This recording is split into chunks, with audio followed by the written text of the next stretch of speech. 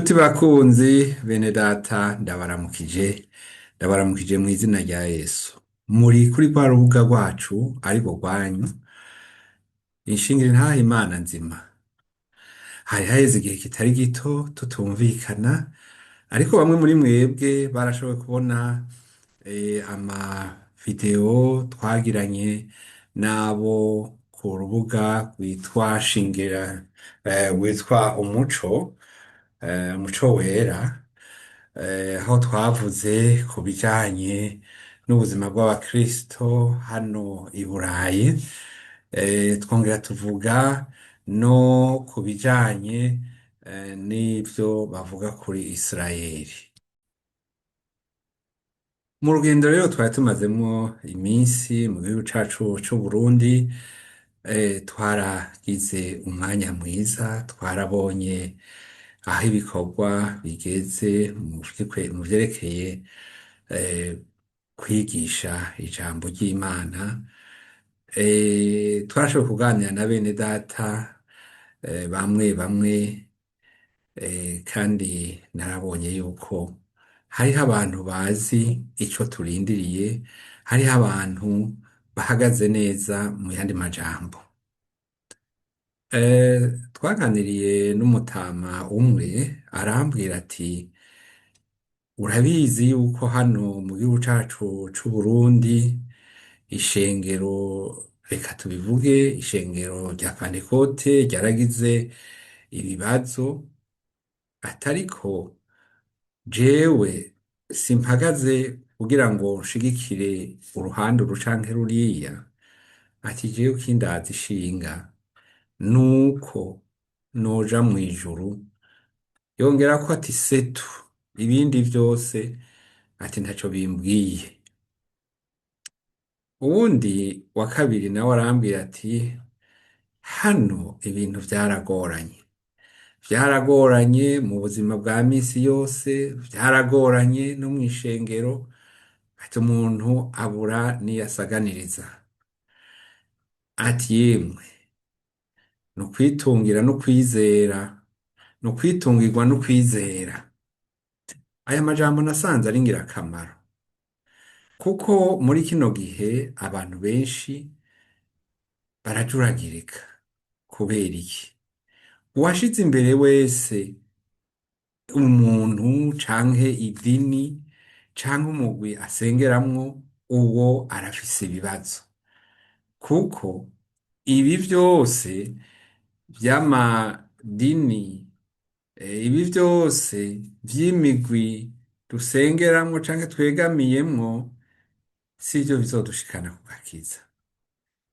Tuzokizwa kubera kwizera umwana w'Imana. Ego, nico gituma rero bikwiye yuko n'ubu twese dusubira tukiyibutsa, mbega jewe mparanira iki iyo ndiko ndavuga ijambo ry'Imana, iyo ntonze mu misa, iyo mfukamye imbere y'Imana, iyo ndiko ndaganiriza abandi, intumbero yanje ni iki? Ndiko mparanira iki? Nawe ndakikubajije ico kibazo, wewe ku bwawe uharanira iki? Twibuke rya jambo, ni ijambo nkunda cane, ngo kuko urukundo Imana yakunze abari mw'isi ariko rwatumye itanga umwana wayo w'ikinege, Yesu Kristo, ngo umwizera wese ntaze apfe rubi, ariko aze abone ubugingo budashira. Utizeye uwo mwana w'Imana aramaze gutsindwa n'urubanza. Ego, ukwizera niko kuzodukiza. Mwene data yararirimbye aturankomeza cane, Mana umpe kwihangana sinze maramare. Nanje ndakwipfuriza yuko utomaramara. Utazobona ijuru wese azomaramara, nk'uko muri ca gitabo ca Daniyeli havuga ngo hari abazokwikangurira ibimaramare, abandi nabo bikangurire ubuzima bw'amahirwe. Umuririmbyi abandanya ati, vyoba bibabaje abandi bagiye nawe ugasigara. Vyoba bibabaje abandi bagiye nawe ugasigara. Vyoba bibabaje abandi bagiye nanje ngasigara. Igitero ngo urankomeza cane Mana, umpe kwihangana sinze maramare. Indoto n'intumbero nyamukuru y'umukristo ni ukuzoja mw'ijuru. Ibindi vyose ntaco bimaze. Muri iyi myaka iheze haradutse ubutumwa bw'imigisha, ubutumwa bukubwira ngo kubera yuko usenga ugiye kuronka ibi n'ibi, senga uronke ibi n'ibi, abantu bakarara n'inzara ikenda kubica bari muri ivyo. Si ukuvuga ngo kwisonzesha ntibikenewe, ariko wisonzesheje uraririye iki, wipfuza gushika kuki? Nabonye mu gihugu c'Uburundi abana novuga nti basigaye barusha ubwenge abakuze. Umwana arakwegera akakubwira ati ndashonje mfasha mpezagira, kandi aha wompezagira hari naho uzoca uronka imodoka isumba iyo, Imana izoca iguha imodoka isumba iyo. Sindabizi, hari abo bikora bavuga bati reka ndabikora ko bivuzwe n'uyu mwana, Imana izoca impa imodokari isumba iyi ndimwo canke yimpe. Vyose biva ku co urahiriye. Imana yaratubwiye ko dukeneye ari vyiza kwitaho aboro, ari vyiza gusenga, ariko muri ibi vyose ndiko ndasenga ikintu kiri mu mutwe wanje arico kindaje ishinga niki? Imana ubwayo yaratubwiye ico igomba. Muri ibaruwa rya kabiri Pawulo yandikiye Timoteyo mu gice ca kabiri akarongo ka kane na gatanu niho bavuga ngo Imana igomba ko abantu bose bakizwa bagashika ku kumenya ivy'ukuri, kuko hari Imana imwe kandi hari umuhuza umwe w'Imana n'abantu, nawe nyene n'umuntu, ni Yesu Kristo. Hari abantu benshi nabonye bafise umuhuza wabo n'Imana, ariko uwo si Yesu Kristo, n'uyundi muntu. Ariko ijambo ritubwira ibi, birakenewe ko abakristo bamenya ukuri, kuko na Yesu yarabivuze ati muzomenya ukuri, ukuri nako kuzobaha kwidegemvya. Umuntu atazi ukuri abwirwa ngo shiraho iki, tanga iki, nkorera iki, hanyuma niho uca ubohoka muri ivyo wari uboshwemwo. Ariko siko kuri. Ukuri ngo muzomenya ukuri, ukuri nako kuzobaha kwidegemvya. Ukuri ninde? Ukuri ni iki? Yesu Kristo yarabitwigishije, yaratubwiye ati jewe ndi inzira n'ukuri n'ubugingo, ntawuja kwa data atanciyeko. Yesu ni inzira n'ukuri n'ubugingo. Numenya Yesu uzogira ukwidegemvya, wumve yuko ukwizera kwawe atari ukwizera kubera naka kubona, atari ukwizera kubera naka yokwiyumvira kwiki niki, ariko ukwizera kwawe kwakweretse inzira y'ubugingo. Ukwizera kwawe kukwereka ukuri. Ego, Yesu yaje mu isi. Irindi zina rya Yesu ni Imanuweli, ni ukuvuga Imana iri kumwe natwe, Imana mu bantu.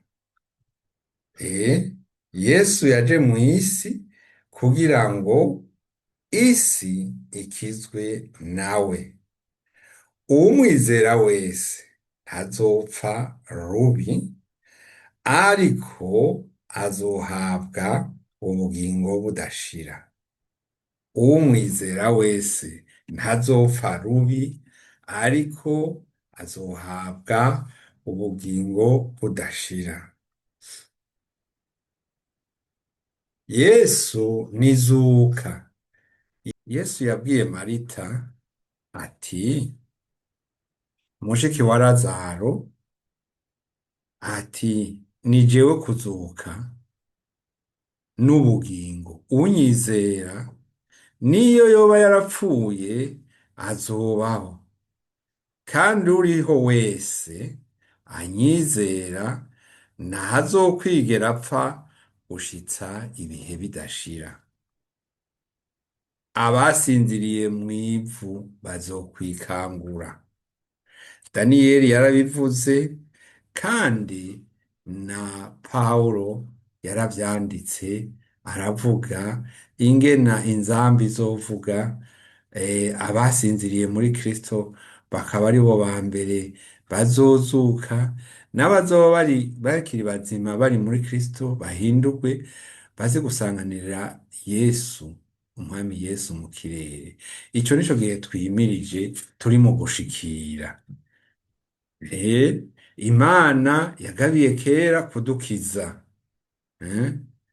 kugira ngo Imana yagabiye kera ko duheshwa na Yesu Kristo gucika abana b'Imana, nk'uko tubisoma hariya mw'ibaruwa ya Yohana ya mbere mu murongo wa 12, ngo abamwizeye bose yabahaye gucika abana b'Imana. Ariko hariho n'intumbero kandi ivuga yuko igihe gikwiye gishitse izokoraniriza byose muri Kristo. Imana izokoraniriza byose muri Kristo, ibiri mu ijuru n'ibiri mu isi. Nkuko nabivuze mu kanya, abamwakiriye bose yabahaye gucika abana b'Imana. Hari abantu benshi bibaza ngo kubivuga niko kubishikamwo. Yamara hari inzira zibiri.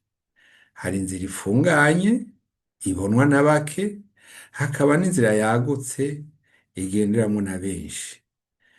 Mbega aho ntiwokwikebuka ukaraba uti, mbega iyi nzira ndiko ndagenderamwo ni inzira igenderwamwo na benshi canke n'inzira ifunganye? Kuko iryo rembo ryagutse n'igihamo, arivyo bijana abantu mu mahonero, kandi abahaca ni benshi. Ariko irembo rifunganye ni inzira ntoya, nivyo bija mu bugingo, kandi abahabona ni bake. Benshi birengagiza yuko hazoba urubanza, ariko ivy'urubanza bivugwa kenshi, kandi bizoba nta gisivya.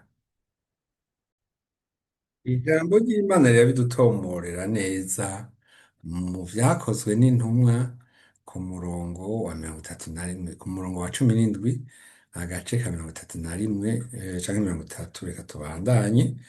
Havuga ngo, nuko iyo minsi y'ubutamenya Imana yarayirengagije, ariko noneho igera ko abantu bose bari hose bihana, kuko yashinze umunsi wo gucirwa kw'isi yose amateka y'ukuri. Izoyacisha umuntu yatoranije, kandi yahaye ikimenyamenya c'ivyo mu kumuzura mu bapfuye. Nshuti mukunzi nawe mwene data, reka tugarukire kuri aya majambo wibuke neza ko ibihe byo kutamenya Imana yaravyirengagije ariko uno munsi ivuze ko hazoba imanza. Gerageza wihane uve mu vyo urimwo nawe utonde neza kugira ngo ntuze utsindwe n'urubanza. Umwami Yesu aguhezagire. Wari kumwe na Pasiteri Hirene Nazwe. Naho gutaha Yesu aguhezagire.